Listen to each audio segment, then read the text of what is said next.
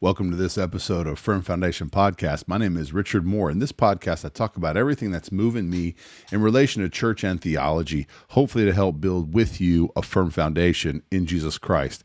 And one way we do that on this platform is to read Scripture together. Scripture is our firm foundation.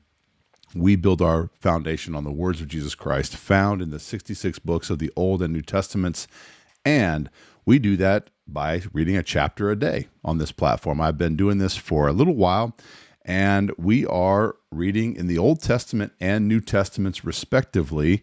And today our scripture reading is found in Genesis chapter 38, the story of Judah and Tamar.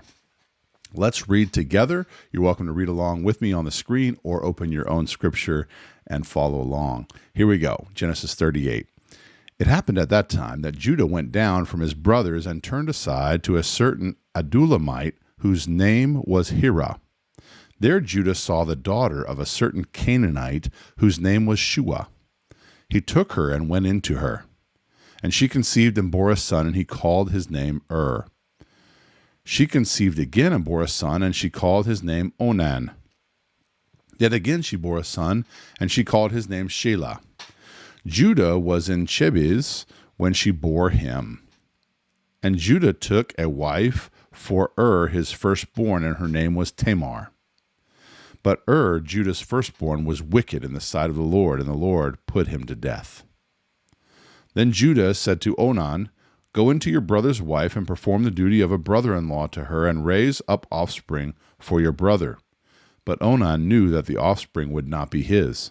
So whenever he went in to his brother's wife, he would waste the semen on the ground so as not to give offspring to his brother. And what he did was wicked in the sight of the Lord, and he put him to death also.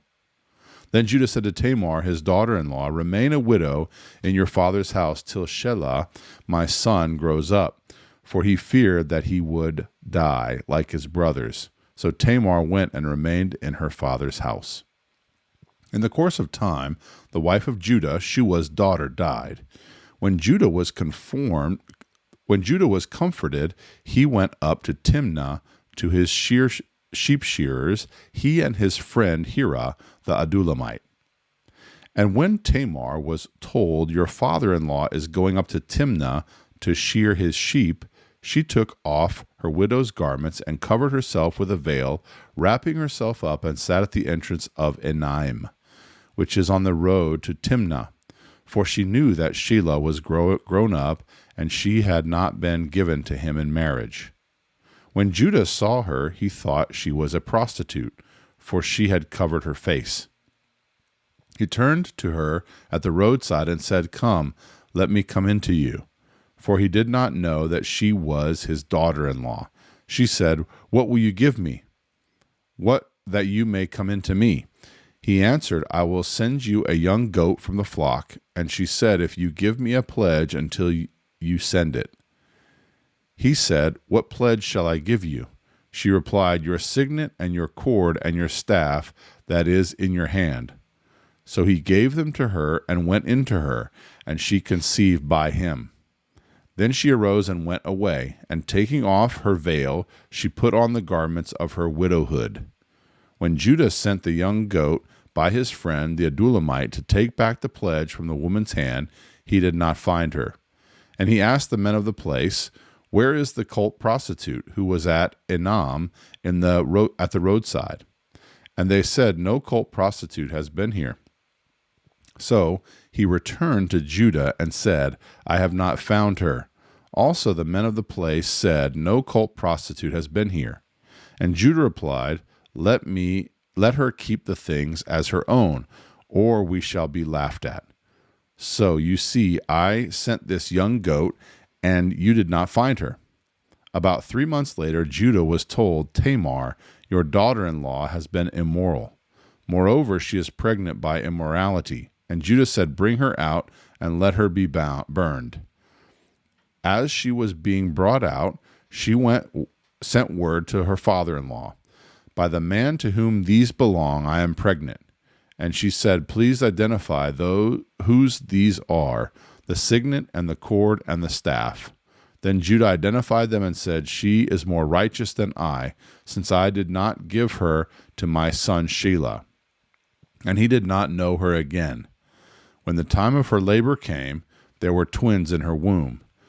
And when she was in labor, one put out a hand, and the midwife took and tied a scarlet thread on his hand, saying, "This one came out first." But as he drew back his hand, behold, his brother came out. And she said, "What a breach you have made for yourself." Therefore, his name is called Perez. Afterward, his brother came out with the scarlet thread on his hand, and his name was called Zerah. Thus ends the reading of God's holy word. Even wild and crazy stories like these are recorded in Scripture. They're recorded for our good to see that people as well are just people, and they need the righteousness of Christ applied to them as well.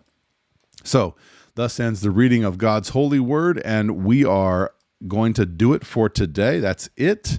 And we have been reading in Genesis chapter 38. What a wild story.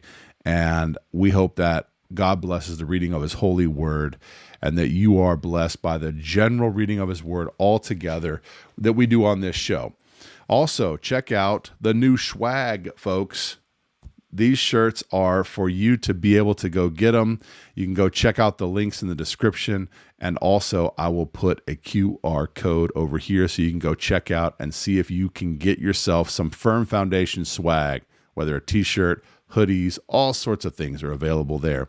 So please go make yourself available of those opportunities to represent this awesome channel. Let's go, folks. Thank you all for tuning in to this episode of Firm Foundation. God bless you. Until next time, take care. So that on Jesus has leaned for repose, I will not desert to its foes. That soul, though all hell should endeavor to shake,